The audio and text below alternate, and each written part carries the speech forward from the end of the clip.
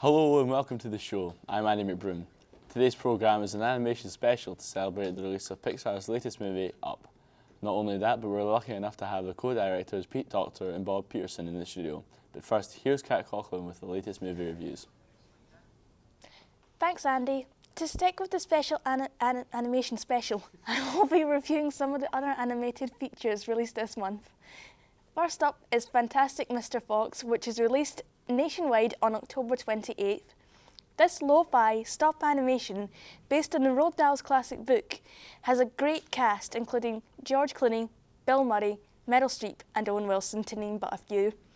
The story revolves around Mr. Fox, the egotistical chicken snatcher who soon feels the wrath of three angry farmers who are fed up with sharing their chickens with him. They soon set out to get rid of the troublesome fox and his family. The film takes a step back from high-tech computer wizardry and opts for the somewhat quaint technique of stop animation, which is rather reminiscent of the 70s British telly. This very original and hilarious adaptation perfectly fits Roald Dahl's world and will entertain kids and adults alike. Next is 9, which is also released on October 28th.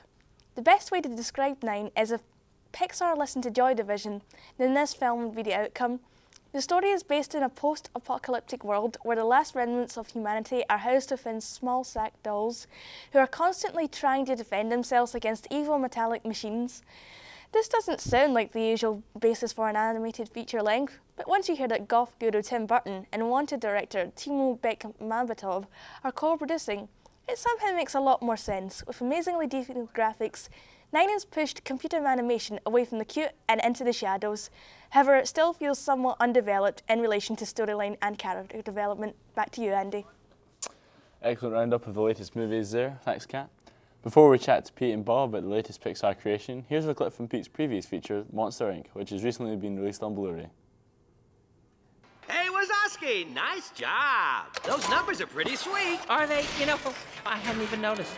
And how is Georgie doing? He's doing great. I love working with that big guy. Keep the doors coming, Charlie. I'm on a roll today. George and I are like brothers. 2319! We have a 2319! Red alert.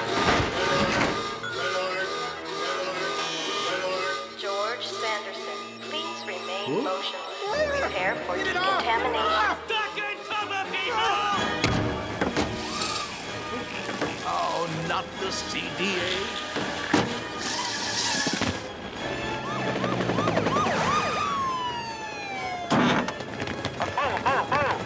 Coming through, please. Stand aside. Clear the contaminated area. Into the 2319 in progress. The area clear. Coming through. Watch yourself.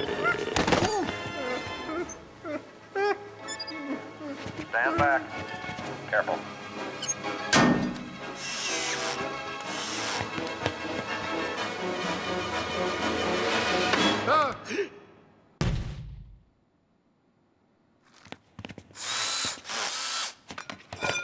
All clear. Situation is 990. Ready for decon. Hey, thanks, guys. That was a close one. Okay.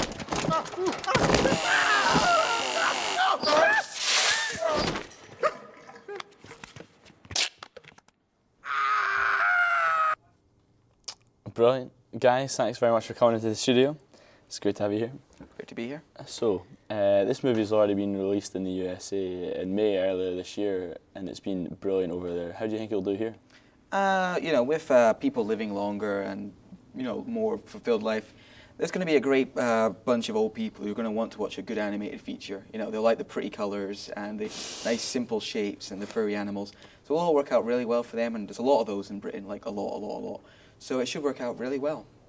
Also, like our previous films like Toy Story and WALL-E have also been really successful, and the jokes in Up relate to anyone, so hopefully a lot of people will go and see it here as well. And Bob, I understand you did the voice of the dog in the film. What was it like directing, writing and starring in one film? It's tough not to, you know, kind of accidentally meld the two in together. Like, sort of, you've written the character and everything. It's hard not to be a writer when you're trying to do a voice actor. You've kind of got to remember you've got to know your own abilities.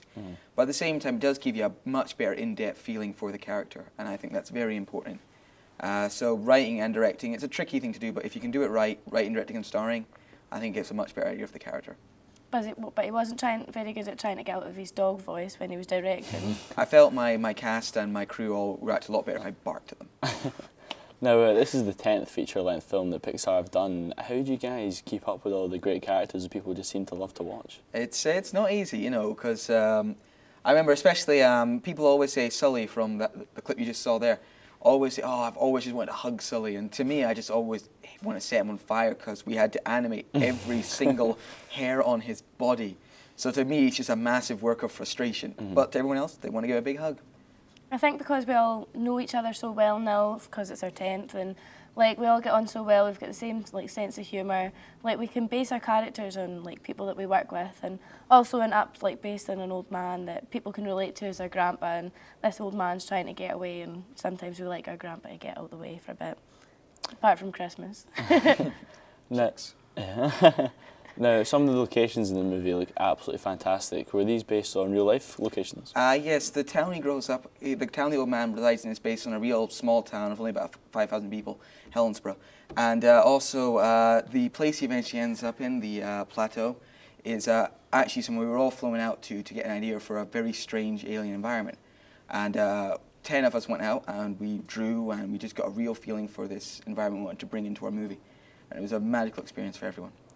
Now, I understand that animation films can take so long to make, but it looks like a lot of background research has gone into this.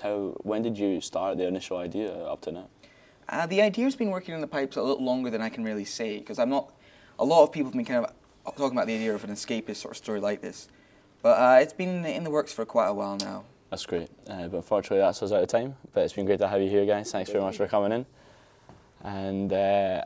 Make sure that you join us next week, where we'll have Hollywood's hottest star, Megan Fox, in to talk about her new film, Jennifer's Body, which I'm sure you'll all love. Have a good week and good night.